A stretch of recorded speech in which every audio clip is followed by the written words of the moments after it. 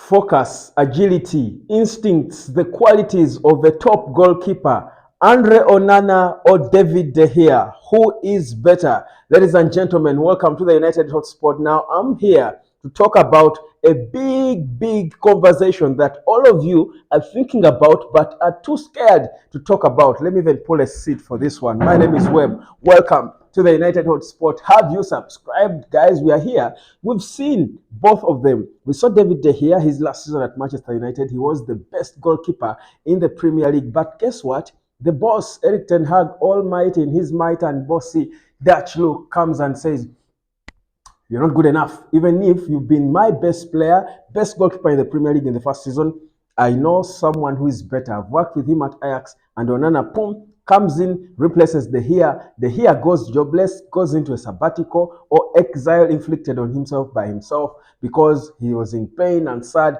Andrew Onana, meanwhile, is enjoying private jets, first-class treatments, flying around the world to go and save Cameroon. But it is not working. But here is how these two goalkeepers compare. And we are going to look at the qualities of a goalkeeper, the things that make a good goalkeeper. Now, we've had so many goalkeepers at Manchester United, from Peter Schmeichel to David De Gea, to Edwin van der Sar, Fabian Barthez, Tim Howard, name them. But has anyone given us headache the way Andrew Onana has in just under a season?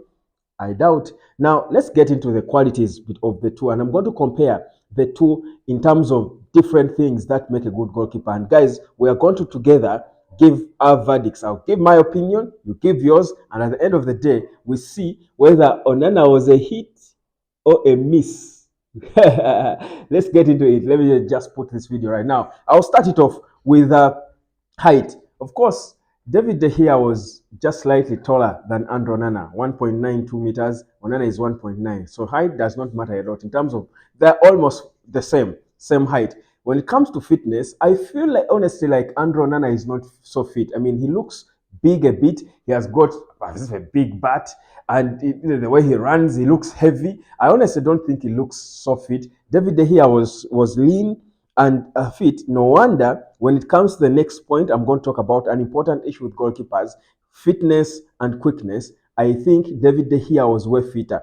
His reflexes were faster, and reflexes come with both fitness, but also just physical fitness, but also mental fitness, because we've seen goals Andrew Onana has conceded, and surely it was because he was a second too late. His wrong reflexes. You can remember the goal from Leroy Sané in the UEFA Champions League. You can think about the goals that Sadio Mane scored for him. You can talk against him for Senegal, against Cameroon. His reflexes are not good. He's a bit slow, and it is so important. A goalkeeper has got to be fast. David De Gea, compare the two, reflexes and speed. I would go for De Gea. I think De Gea is better.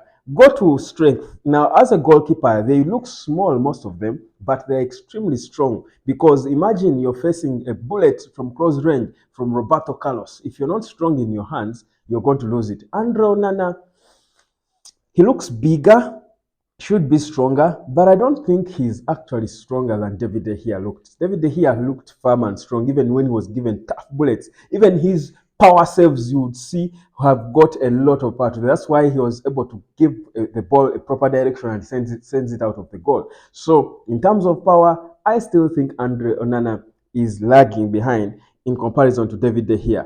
What's the other important issue with the goalkeepers? Now, ball handling. David De Gea was better by far than Andrew Onana when it came to ball handling, because De Gea not so many times did we see De Gea fail to pick a ball when he came out in a corner or a set piece. De Gea, with certain the shots, he knew what to do. He would calm the shot down if it was too strong. He would calm it down and get it.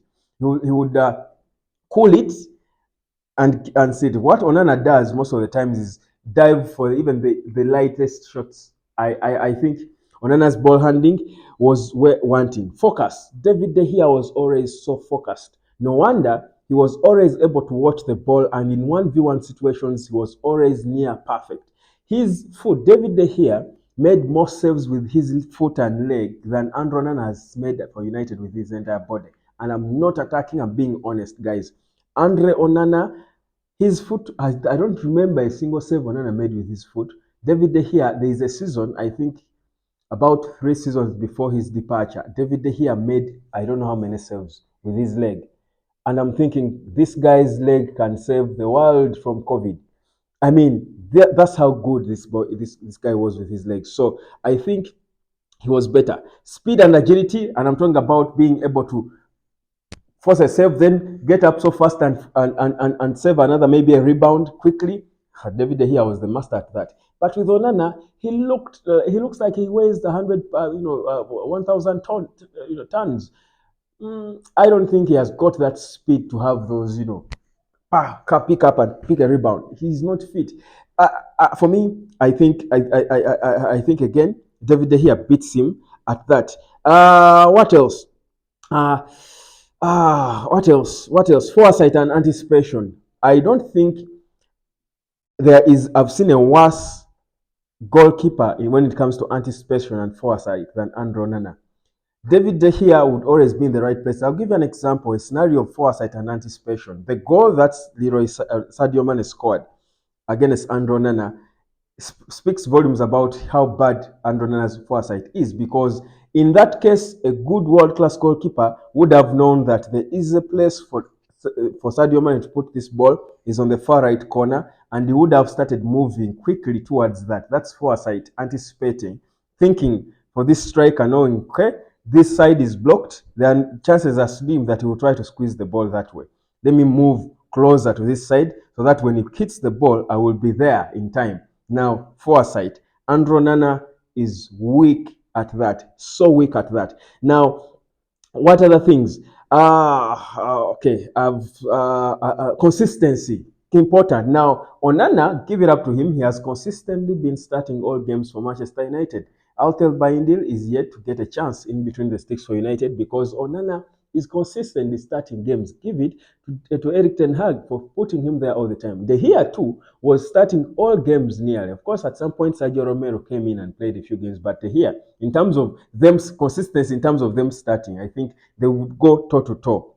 They were always starting games of FA Cup everywhere, Champions League, Premier League. Even De Gea was like that. But when it comes to consistency in delivering, I think Andrew Onana has been consistent in haulers.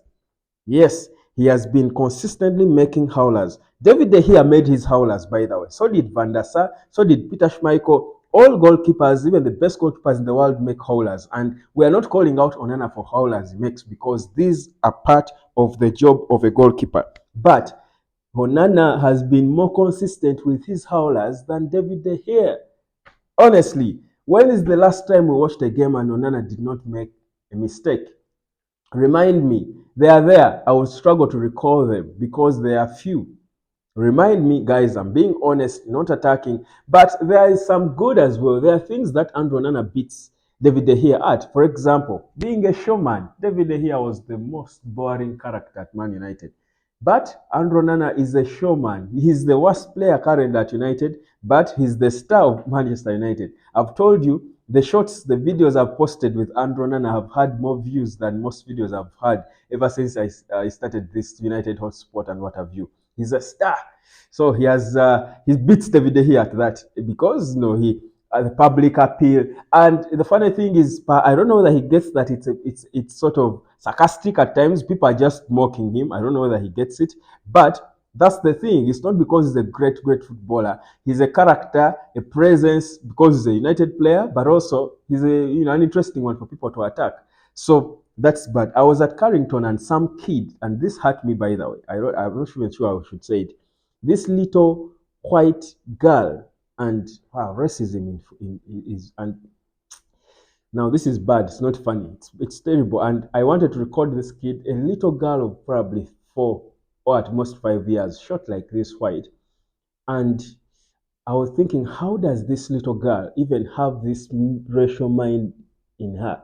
By the way, racism in that place is it's bad sometimes. It's painful. I saw this little girl. There was a cat that passed, a black cat outside Carrington when we were waiting, in the snow, in the cold.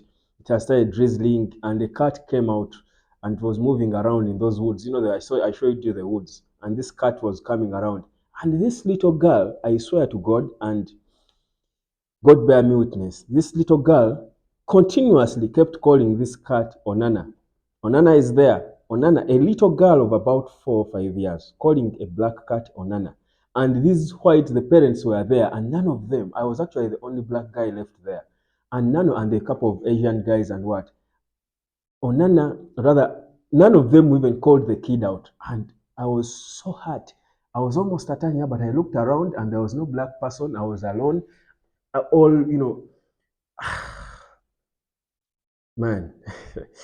we can blame Onana, but it's not easy. You saw what happened to what's his name, the AC Milan goalkeeper, the French guy, and the racism he faced. Man, racism is real, but it's painful. Anyway, I just remembered that as I spoke about Onana, and I actually felt for him. No wonder he doesn't want to stop to sign autographs for some of these kids, because it's painful.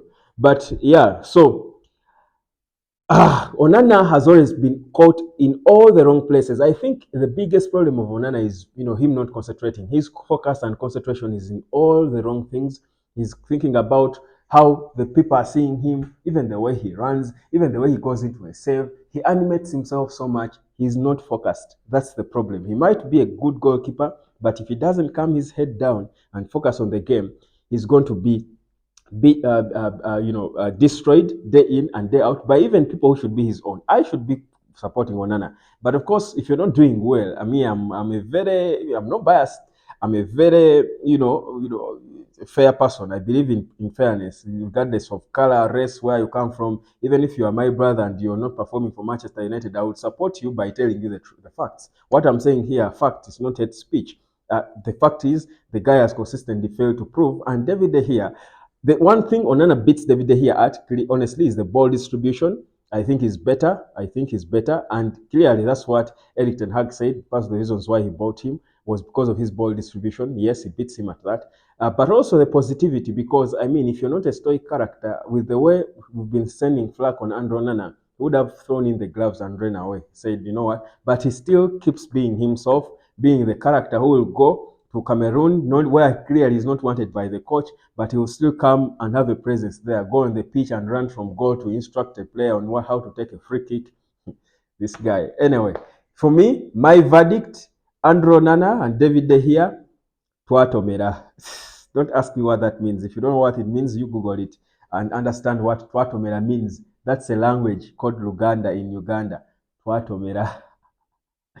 Subscribe to the hotspot. My name is Webb. I'll catch you later.